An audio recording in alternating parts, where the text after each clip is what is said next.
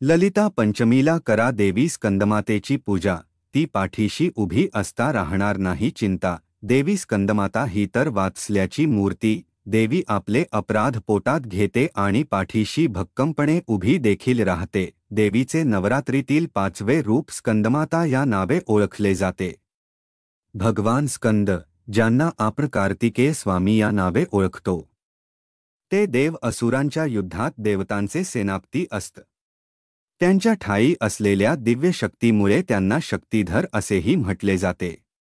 त्यांनी मयूरावर स्वार होत अनेक युद्धामध्ये विजयश्री मिळवली। त्यांची माता म्हणून देवी दुर्गाला स्कंदमाता म्हणून ओळखले जाऊ लागले। पुत्रामुळे आईला ओळख मिळणे हे कोणत्याही मातेसाठी भूषावह असते।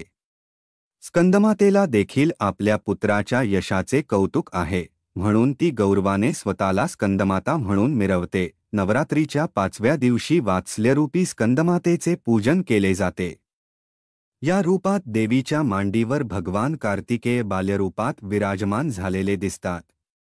एका हाताने पुत्राला सांभाळत देवीने दुसरा हात आशीर्वादासाठी मोकळा ठेवला आहे आणि अन्य 2 हातात कमळ आहे। तिने शुभ्र वस्त्र परिधान केले आहे। देवी कमलासनात पद्मासन घालून बसलेली आहे, म्हणून तिला पद्मासना असेही म्हणतात।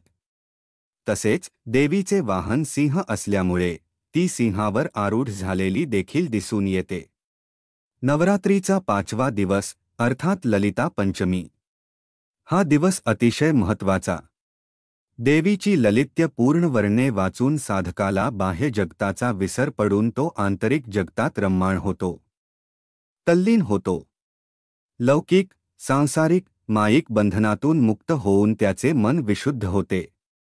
पद्मासनात ध्यानधारणा करून स्कंदमातेचे स्मरण करणाऱ्या साधकाला ध्यान, एकाग्र वृत्ती वाढवत परमार्थिक मार्गावर वाटचाल करण्याची प्रेरणा मिळते।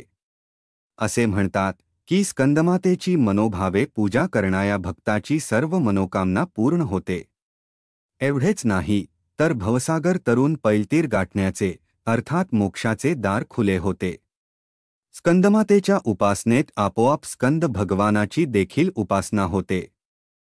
देवी तेज पुंज आहे। ती सूर्यमंडलाची अधिष्ठत्री आहे। तिला प्राप्त करून घेणाऱ्या भक्ताला देवीपराणे तेज, बल, शौर्य, धैर्य, वात्सल्य, प्रेम प्राप्त होते। देवीचे प्रतिकात्म रूप म्हणून आजच्या दिवशी कुमारिका पूजन केले जाते। कुमारिकेला आवडत्या वस्तू देऊन फुल हळदकुंकू दिले जाते। तिची पाद्यपूजा करून गोडधोड खाऊ घातले जाते।